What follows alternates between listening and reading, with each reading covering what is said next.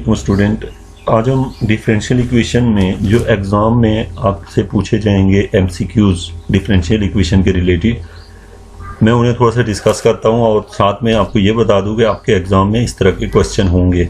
याद रखें कि डिफरेंशियल इक्वेशन का जो आपके पास पैटर्न होता है, जो एग्ज़ाम में इस तरह के क्वेश्चन होंगे और आपने ना सिर्फ उन नोटबुक को फॉलो करना है बल्कि आपने क्या करना है कि इसको अच्छे तरीके से सीखना है और हर चीज़ को आपको अच्छे तरीके से अंडरस्टैंडिंग होती है, तभी आप एमसीक्यूज़ अटेम्प्ट कर पाते हैं। सबसे पहली बात यह कि आपको ये तो पता हो कि आपके क्वेश्चन किस टाइप के होंगे। सबसे पहले आपने यहाँ पे देखे, सबसे पहला क्वेश्चन है हमारे पास द डिफरेंशियल इक्वेशन, ये जो दी गई है x d y by d x equal to x minus y is. आपको पूछा गया है कि क्या ये इक्वेशन जो है वो सेपरेबल है, लीनियर है, होमोजीनियस है या एग्जैक्ट है।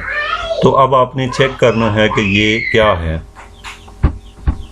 तो स्टूडेंट इसमें आपको क्या सेपरेबल, लीनियर और होमोजीनियस एग्जैक्ट चेक करना आता है, क्या उसके पैटर्न आपको पता है।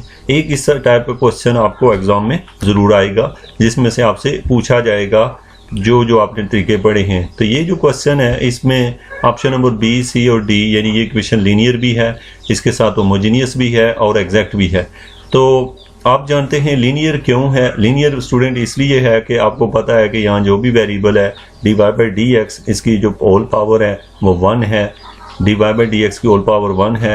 सेकेंडली इसमें ये भी है कि यहाँ पे जो y है, जिसको हम लोग y को हम लोग डिपेंडेंट वेरिएबल कहते हैं, y को हम लोग क्या कहते हैं, डिपेंडेंट वेरिएबल, और जो x होता है इसे इंडिपेंडेंट वेरिएबल कहते हैं। और जो डिपेंडेंट वेरिएबल है y, वो अगर मल्टीप्लाई हो रहा हो तो देन आप समझ लें कि वो नॉन लीनियर होती है। या फिर डेरिवेटिव वाली टर्म के ऊपर पावर में 1 के अलावा कुछ और आ जाए, 2, 3, 4, तो उसको हम कहते हैं कि ये क्या है कि जो है नॉन लीनियर है। इसके साथ स्टूडेंट ये होमोजीनियस भी है। होमोजीनियस आप इसे चेक करें कि क्यों ये होमोजीनियस है। तो ये जो x है आप इसे दूसरी साइड पे डिवाइड कर लें, x minus y over x, तो आप देखें तो सबकी डिग्री 1, 1 आ रही है, इसलिए ये होमोजीनियस है। और इसके साथ साथ आपके पास है होमोजीनिटी को चेक करने का जो तरीकाकार होता है वो भी मैं आपको कोशिश करूँगा कि कैसे जो है इन चीज़ों को थोड़ा सा एक वीडियो में आपको सारी चीज़ें एक्सप्लेन कर दूं। इस वीडियो में जस्ट मैं आपको बताना चाहता हूं कि एग्जाम में किस टाइप के क्वेश्चन होंगे। अब स्टूडेंट क्वेश्चन नंबर 2 में है तो general solution of the equation x prime मीन के ये लिखा हुआ है आपके पास d x over d t plus 5x equal to 3।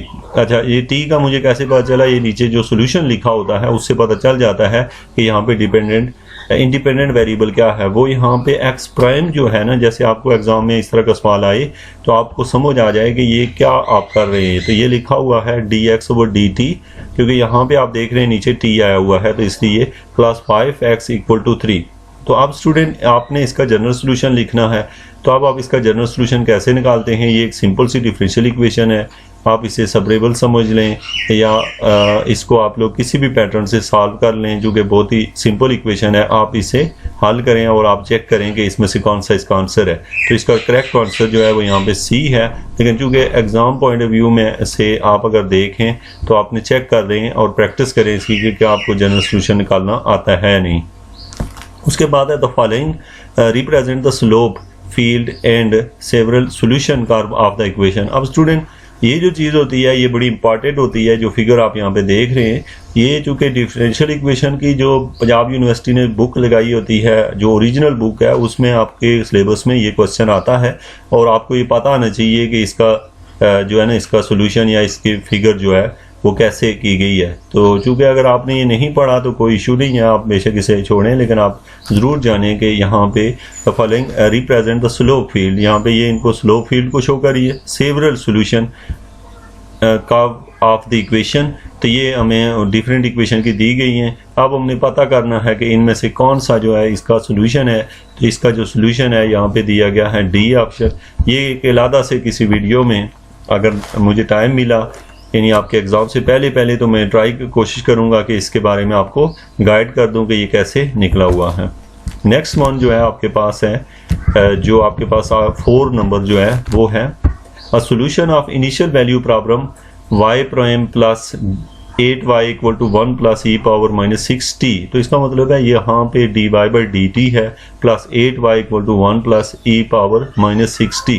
तो अब स्टूडेंट ये जो क्वेश्चन दिया हुआ है ये एक इनिशियल वैल्यू प्रॉब्लम है।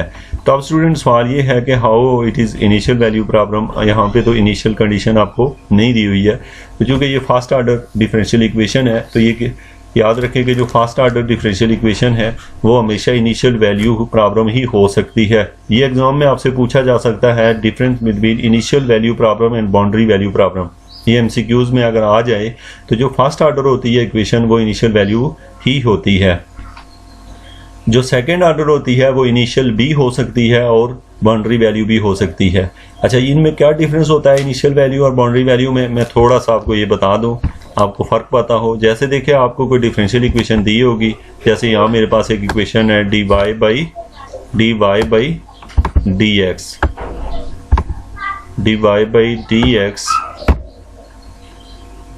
Plus dy by dx plus y equal to 0। तो कोई आपसे पूछता है ये इक्वेशन जो है इनिशियल वैल्यू है या बाउंड्री वैल्यू, तो आप कहेंगे कि इस इक्वेशन को हल करने के लिए सिर्फ हमें एक कंडीशन चाहिए, जिसके लिए चाहिए ये कंडीशन, तो इसलिए उसको हम इनिशियल वैल्यू प्रॉब्लम ही कहेंगे।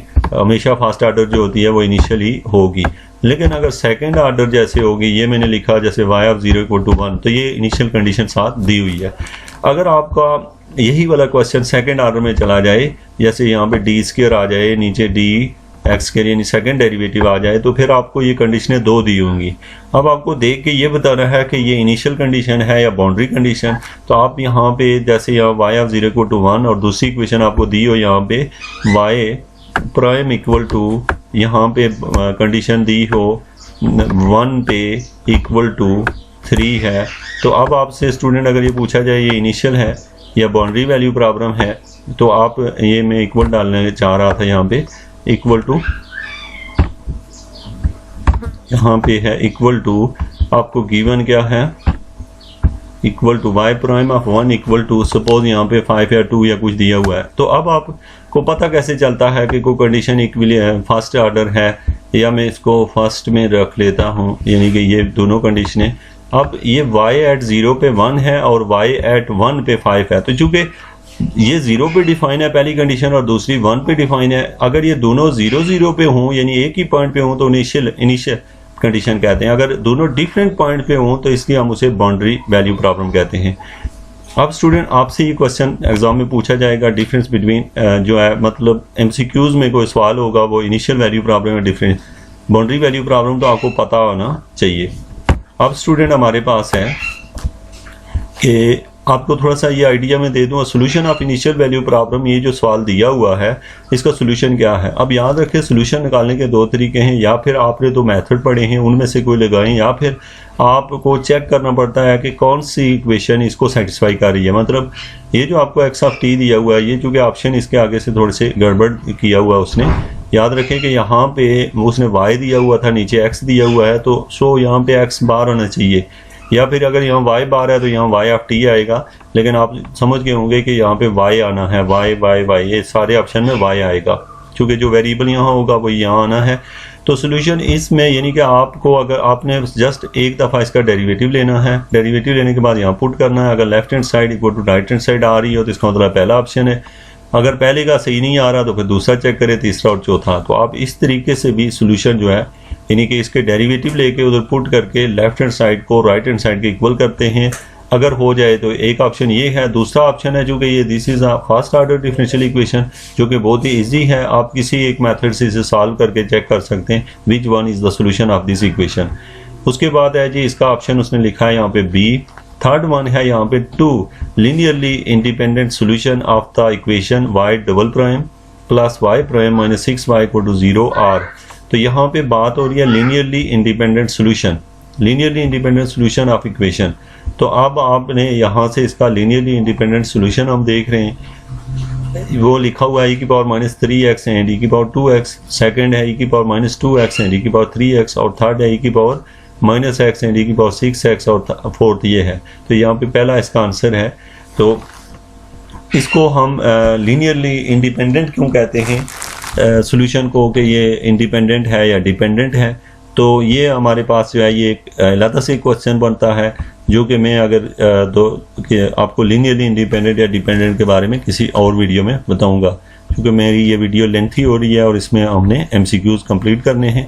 तो यहाँ पे हमारे पास है इसका जो करेक्ट ऑप्शन है, मतलब आपने चेक करना है कि ये जो e⁻³ है इसका 2 बार डेरिवेटिव लें और फर्स्ट डेरिवेटिव सेकंड यहाँ पुट करें, देखें 0 आ रहा है अगर, तो इसका मतलब है कि ये दोनों इसके सोल्यूशन है, यानी सेपरेट आपने चेक करने हैं। पहले ये वाला रखना है, फिर ये, फिर उसके बाद आपने ये दोनों रखने हैं, उसके बाद ये। अगर पहला ही हो जाता है तो आपको दूसरे पे जाने की ज़रूरत नहीं पड़ती, तो आप पहला ही ऑप्शन ट्रू होता है।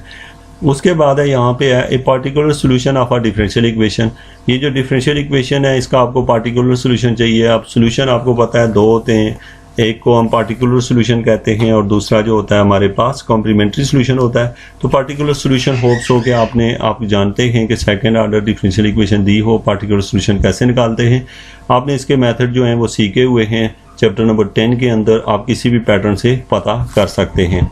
इसके बाद है स्टूडेंट हमारे पास है इसका जो राइट ऑप्शन है, ये इसका राइट ऑप्शन डी है, ये इसका पार्टिकुलर सोल्यूशन है कि जो कि ये निकला है। आप इसे चेक करें कि क्या ये ठीक है नहीं है। उसके बाद है क्वेश्चन नंबर 7 में the solution of initial value problem. अब याद रखें कि ये देखें यहाँ से वाजे हो गया कि इनिशियल वैल्यू है, क्योंकि ये y एट 1 पे है और ये y प्राइम एट 1 पे है। तो याद रखें दोनों अगर 1 पे हैं, यानी दोनों में 1 1 लिखा है, तो this is initial value problem. अगर यहाँ 1 हो, यहाँ कुछ और हो, 1 के अलावा और कुछ आए, तो वो बाउंड्री वैल्यू हो जाता है। अब स्टूडेंट आपको पता है कि ये सेकंड ऑर्डर डिफरेंशियल इक्वेशन है, ये लिखा हुआ है x² y डबल प्राइम को हम कहते हैं d² y ओवर dx², यानी कि ये x के रिस्पेक्ट से लिया हुआ है और ये एक इक्वेशन है। अब आप इस इक्वेशन का जो सोल्यूशन है वो आपने चेक करना है और फिर बाद में इसके ये वैल्यू भी रख के तो इसका पता करना है कि ये इसका क्या है, इनिशियल वैल्यू प्रॉब्लम का सोल्यूशन है। उसके बाद है नेक्स्ट क्वेश्चन है, आपके सिलेबस में चूँकि MCQs होने हैं, आप किसी भी टॉपिक को मिस नहीं कर सकते क्योंकि आपको चॉइस नहीं होगा इसमें, इसलिए आप कोशिश करें कि तमाम चीज़ें तैयार करें। जो चीज़ें आपके लिए ज़्यादा आसान है वो पहले करें, ये ना हो कि आप मुश्किल चीज़ों के पीछे पड़ जाएं और आसान भी छोड़ दें। पहले आप इजी चीज़ें सारी कर लें और फिर उसके बाद जो चीज़ें आपने नहीं पढ़ी उनके लिए भी MCQs को देखें। तो यहाँ पे है द लैप्लास ट्रांसफॉर्मेशन इसकी जो लैप्लास ट्रांसफॉर्मेशन है, एक टेबल दिया हुआ है आपको, उसके फार्मूलों को देखें और आप डायरेक्ट, ताकि आपको लैप्लास ट्रांसफॉर्मेशन का पता हो कि इसका कौन सा राइट ऑप्शन है। ये आपने रटा नहीं लगाना, क्योंकि इसी टाइप का आपका क्वेश्चन एग्जाम में आएगा।